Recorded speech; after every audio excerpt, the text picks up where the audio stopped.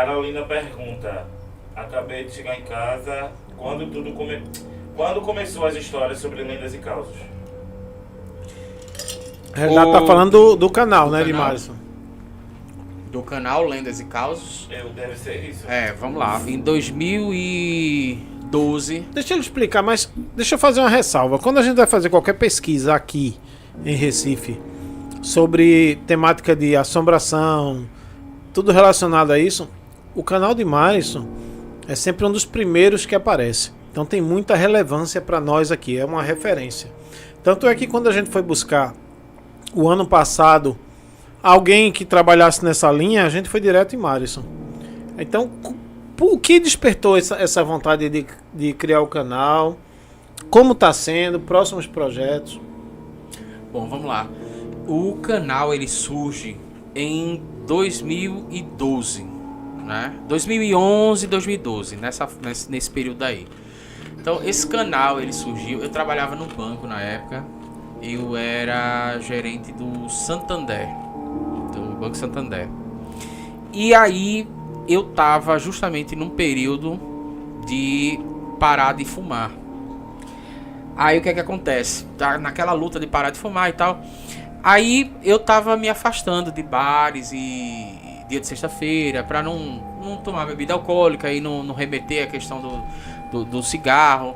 E aí eu passei um tempo sem frequentar bares, me afastei de todo mundo. E precisava fazer alguma coisa para preencher a minha mente na sexta-feira e no sábado. Então eu passava a semana trabalhando no banco. Quando chegava na sexta e no sábado, eu tinha ganhado um livro do Roberto Beltrão, que eu acho que é Estranhos Mistérios do Recife Assombrado. Eu tinha ganhado de aniversário esse livro.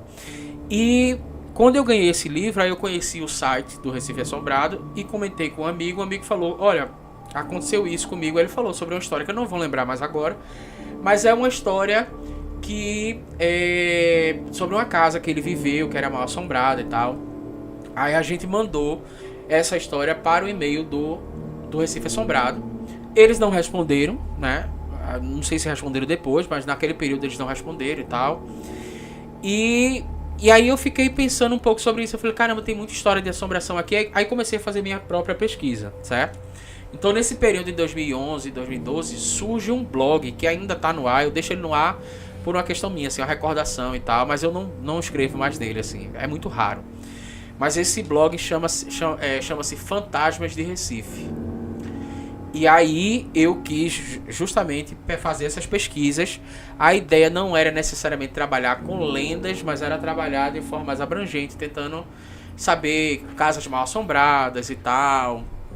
E aí nesse período, por exemplo, eu descubro que tem uma casa mal assombrada que é na Boa Vista. Eu tenho a impressão que essa casa ela fica ali onde hoje é um posto de combustível. Eu tenho a impressão, ainda não. Sabe aquela rua Oswaldo Cruz, por exemplo, esquina da Conde da Boa Vista com a rua Oswaldo Cruz, onde fica inclusive até, acho que é a Secretaria de Saúde, né? Você estava falando inclusive, pronto, naquela rua dali, na esquina, tem, que era a rua na Boa Vista com a esquina da Oswaldo Cruz. Eu descobri que tem uma casa ali mal assombrada que as pessoas passavam. O que se conta, né, é que ali viveu o Barão de Itamaracá e que esse rapaz, tinha um rapaz que morava lá na época da ditadura militar e que ele teria sido torturado e teria sido, a vida dele foi abreviada lá dentro, ele morando lá dentro. E depois disso, o local se tornou mal assombrado e as pessoas que passavam por lá à tarde da noite escutavam gritos do cara pedindo ajuda e tal, mas não morava ninguém na casa. E me parece que é uma região, inclusive, que começou a ficar conhecida. O pessoal dizia que, naquela época pelo menos, que aqui tem uma cabeça de bode enterrada. Não sei se vocês já ouviram essa expressão, né? Porque você coloca um estabelecimento lá no local, mas nada dá certo. O pessoal diz isso, tem uma cabeça de bode enterrada e tal. Então provavelmente a gente tá falando disso. Realmente esse posto de combustível, nem sei se ele funciona mais, porque ali é difícil, apesar da localização ser muito boa, mas é difícil dar certo. Aí eu tava escrevendo para esse blog, né? E me veio a vontade de fazer uma filmagem de noite. Eu sem ter nada para fazer na sexta-feira de noite, de fazer uma filmagem ao redor do cemitério de Santo Amaro. Foi aí que me veio a ideia de fazer um vídeo. Naquela época o YouTube ainda era mato, nem se tinha esse negócio de monetizar nem nada. Aí eu fiz um vídeo com a narração, mudei a minha voz para não ser identificado, porque também estava com receio do banco, se tornar um projeto maior e tal, né? O que é que, quer dizer, achava ali que não combinava muito, né, com, enfim, com a persona do gerente de banco. Aí eu coloquei esse blog no ar e comecei a postar vídeos e comecei a escrever algumas histórias. Então eu tinha um notebook, deitava numa rede na sexta-feira de noite, escrevia algumas histórias e tal. Algumas dessas histórias ainda tá no ar. Por exemplo, o vídeo, se você for buscar no canal Lendas e Causas de Pernambuco, um dos primeiros vídeos, talvez o primeiro, seja o da Galega de Santa Amaro. Eu falando algumas histórias de assombração e filmando, né? Com um carro, tal, eu tava filmando lá. Mas esse projeto, eu fui avançando no banco, fui crescendo assim, de posição, né? Muito rápido. E aí eu perdi o time, não tinha mais tempo disso. E deixei lá o blog parado. Depois o meu filho menor nasceu, em 2015. Eu tinha montado um negócio, mas eu decidi não focar muito nesse negócio, porque eu precisava de alguém para cuidar do meu filho. E eu queria ter essa experiência, já que eu não tive essa experiência com o primeiro filho, né? De acompanhar o crescimento dele e tal. Aí, enquanto meu filho menor estava dormindo, eu estava preenchendo também, fazendo novas pesquisas. Aí já foi uma leva de 2015. Mas até então, tudo como hobby. Quando foi em 2020, se eu não me engano, foi exatamente isso, em 2020, no segundo semestre, eu tomo a decisão. Eu falei, não, vou colocar esse projeto para frente. Por quê? Porque esse canal já estava esquecido. E aí, quando eu fui acessar, me bateu na telha de acessar esse canal e eu me deparei com a quantidade muito grande de pessoas comentando, dizendo quando é que vai ter vídeo novo, tal. E comentários, inclusive, recentes, de vídeos que eu tinha feito em 2011. Daí eu falei, poxa, realmente, eu gosto tanto disso, estava procurando alguma coisa para ocupar minha mente. Eu gosto tanto disso, vou tratar isso de forma séria. Só que aí eu já era psicanalista, eu já estava estudando psicologia, já tinha estudado um pouco neurociência, né? Porque eu tinha feito uma pós-graduação em neuropsicologia. E eu estava muito inclinado a começar a estudar antropologia e sociologia, né? Então, aí nesse período eu falei, caramba, se encaixa tudo, assim. Porque eu comecei a enxergar e revisitar essas lendas e comecei a entrar em contato com a outra dimensão. Foi aí que eu comecei a perceber a questão da escravidão, que eu chamo de escravidão metapsicológica, questões ligadas ao racismo, que inclusive tem críticas com relação ao racismo no livro A Praia Morta, né? Do Leão. Então eu comecei a enxergar essas lendas e também fui explorando um pouco fazendo essas até articulações. A visão muda, né? Até a visão, o lado de você enxergar a lenda, ela muda completamente diferente, né? Exatamente. Quando você começa a observar esses aspectos, né? E esses símbolos, por exemplo, O próprio contexto histórico da lenda. Isso. Comecei a entrar mais a fundo mesmo, não simplesmente contar a lenda, mas entender aquele contexto para não cometer nenhum anacronismo e tal. O que tem ali? O que isso quer dizer? O que tem por trás disso, sabe? Por exemplo, a questão do lobisomem doutor. Eu tinha lido há um tempo atrás. Essa é engraçado, porque o lobisomem doutor, só o título fala sobre uma desigualdade social.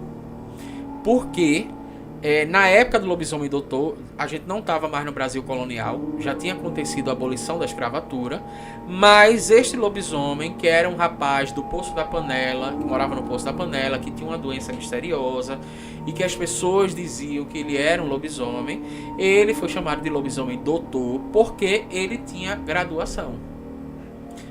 Então ele era a única pessoa na região que tinha graduação, que tinha uma faculdade.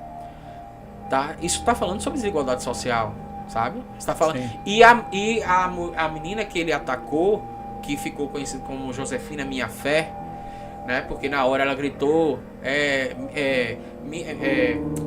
quem era a padroeira dela, se eu não me engano, era Nossa Senhora da Saúde, porque inclusive tem até a igreja lá, Nossa Senhora da Saúde. Aí ela falou, acuda Nossa Senhora da Saúde, acuda minha fé, e aí ficou Josefina Minha Fé. Ela era filha de uma mulher que tinha sido escravizada.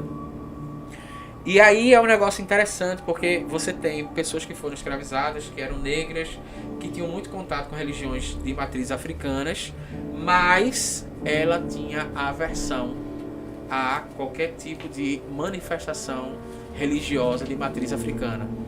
Então o que a gente está falando aí? Escravidão metapsicológica. Eu comecei a observar esses outros aspectos. Eu me deparei depois também com o Gilberto Freire fazendo avaliações sociológicas, né? Mas eu falo, cara, eu queria fazer uma avaliação também psicológica sobre isso, também psicanalítica sobre isso. Queria trazer um olhar também antropológico sobre isso, sabe?